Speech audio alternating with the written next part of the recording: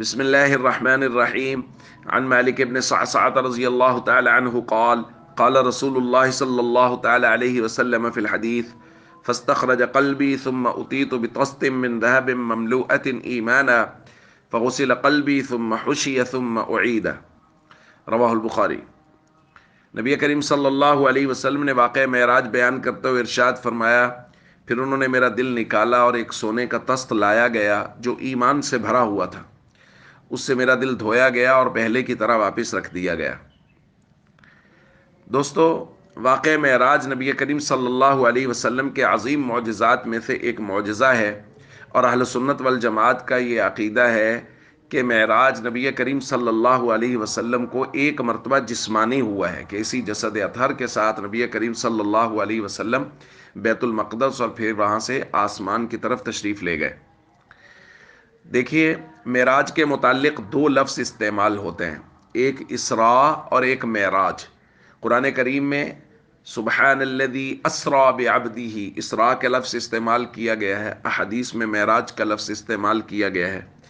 اس سفر کے دو اہم حصے ہیں، ایک یہ ہے کہ نبی کریم صلی اللہ علیہ وسلم کو مکہ مکرمہ سے بیت المقدس لایا گیا، جہاں نبی کریم صلی اللہ علیہ وسلم نے انبیاء کی جماعت کرائی، اور اس کے بعد دوسرا حصہ سفر کا ہے کہ نبی کریم صلی اللہ علیہ وسلم نے آسمانوں کی طرف سفر شروع کیا۔ بعض علماء نے کہا ہے کہ یہ سفر سدرۃ المنتہا تک دوسرا حصہ ہے، اور سدرۃ المنتہا سے آگے جو سفر ہے وہ اس سفر کا تیسرا حصہ ہے۔ واقعہ معراج کو تفصیل سے بیان کرنا تو ظاہر ہمارے لیے ممکن نہیں ہوگا کہ وہ بہت تفصیلی واقعہ ہے۔ ہم لوگ اس حوالے سے چند اہم امور پر انشاءاللہ بات کریں گے۔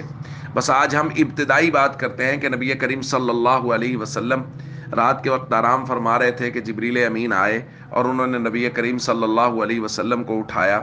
نبی کریم صلی اللہ علیہ وسلم نے پھر فرمایا کہ شق صدر ہوا، چونکہ یہ انوارات کا سلسلہ تھا، انوارات کا سفر تھا کہ اللہ تعالیٰ کی رحمتیں، اللہ کے انوارات اترنے تھے، اور نبی کریم صلی اللہ علیہ وسلم نے ان کو اپنی آنکھوں سے دیکھنا تھا۔